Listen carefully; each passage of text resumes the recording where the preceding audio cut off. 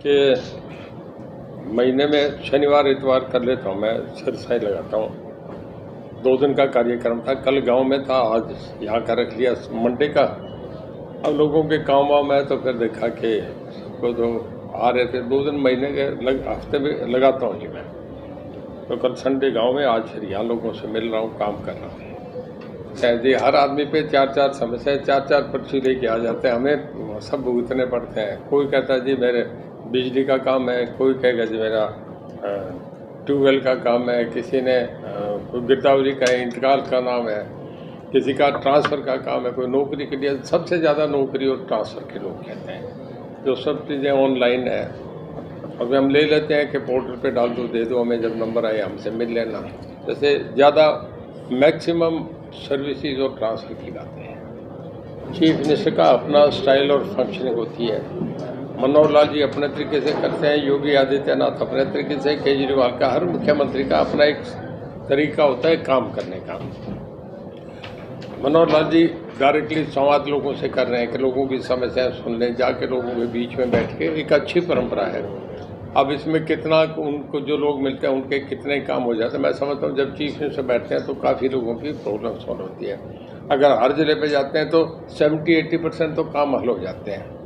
एक आम पब्लिक को बड़ा कंफर्ट लेवल महसूस होता है कि सामने बैठे हम बात कर रहे हैं, मुख्यमंत्री जो आदमी कभी सोच भी नहीं सकते थे वो काम हो रहा है। अब लोग क्या फीडबैक लें ये तो लोगों की बात है, पर मेरा ये मानना है कि अच्छा काम है कि ताकि आम लोगों को सीधा मुख्यमंत्री से इंटरेक्शन का मौका मिलता है देवीलाल के नाम से। क्योंकि अभी मैंने भी लोगों से पूछा, आजकल कॉटन पे इस पर बड़ा जोर पड़ा हुआ है। जो देवीलाल का सही मायने में तो जन्मदिन किसी को याद नहीं है।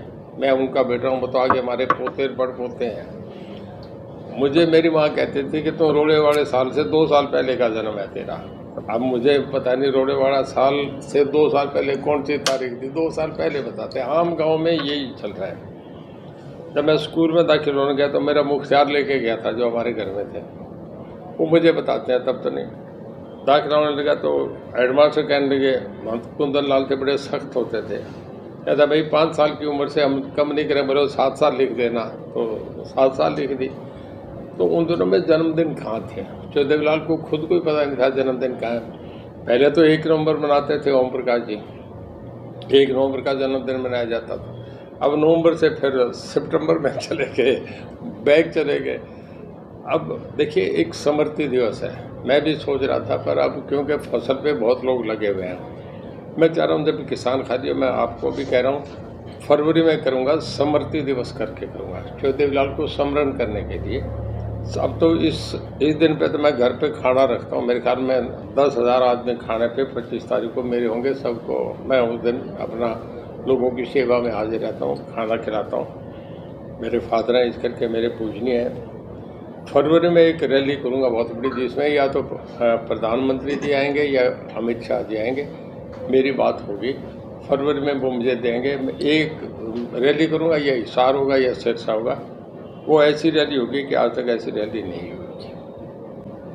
वो मैं जो देवीलाल समृद्धि दिवस के नाम से रैली करूँगा।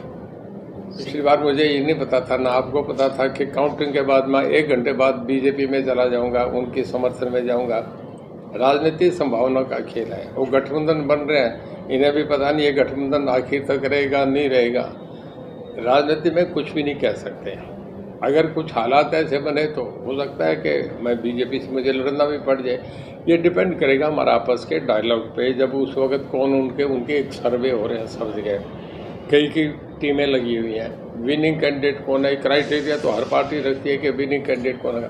अगर हम उस क्राइटेरिया में कहीं फॉल इन करते हो सकता है मेरे से वो संपर्क कर लें। सरसा तो लड़ नहीं सकता जो है। कि इच्छा तो सब चीज़ों की होती है, आगे मिलने की बात है कि लोकसभा मिले, विधानसभा मिले। ये अवश्य है कि अभी 10 साल तो चुनाव तो लड़ूंगा। अब बीजेपी में कुछ चीज़ें हैं, उम्र के हिसाब से भी वो देखते हैं कि 75 के बाद मुझे ये लगता है कि ऐसा अब नहीं रहा। हर आदमी को जो अगला चुनाव होगा उसमें ये चीज़ें टूटेंगी। हर आदमी चाहेगा कि हमारी पार्टी सत्ता में कैसी आए। आजकल ऐसा नहीं रहता। मोरारजी भाई 82 की उम्र में देश के प्रधानमंत्री, 82 साल की उम्र में उन्होंने ओथ ली थी प्राइम मिनिस्टर की।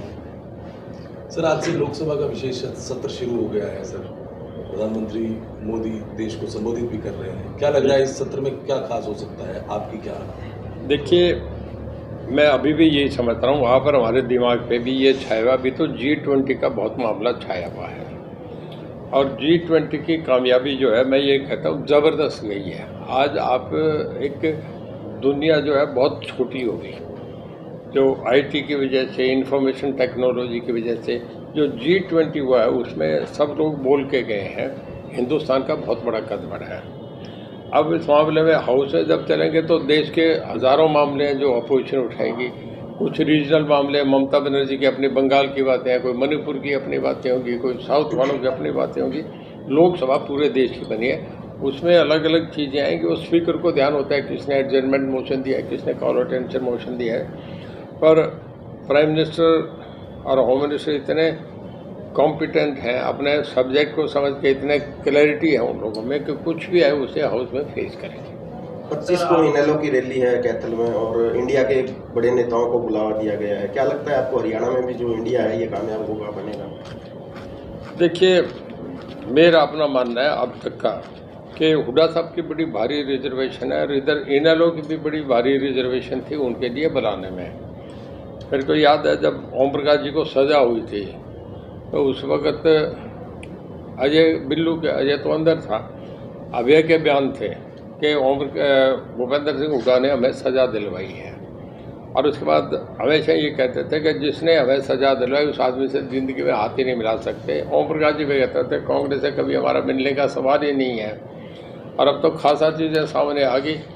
ये इनवाइट कर रहे हैं, वो कहते हैं हमें आने की ज़रूरत नहीं, हम नहीं आएंगे।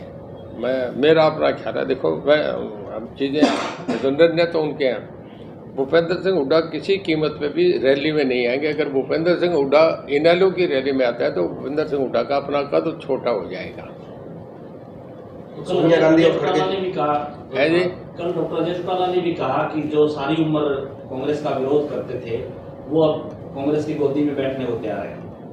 उन्हें ठीक ही कहा है, ये बात तो उसकी मैं भी सहमत हूँ इस बात से कि इतना कुछ करने के बाद आज आप उन्हें बुला रहे हो, कोई बुलाना नहीं चाहिए था। जब इतना आपस में विरोध रहा, या तो आदमी इस हद तक नहीं जाए। मैं हुड्डा क्लास फेलो रहे हैं, दोस्त है, मैं आज भी उसकी इज्जत करता हूँ।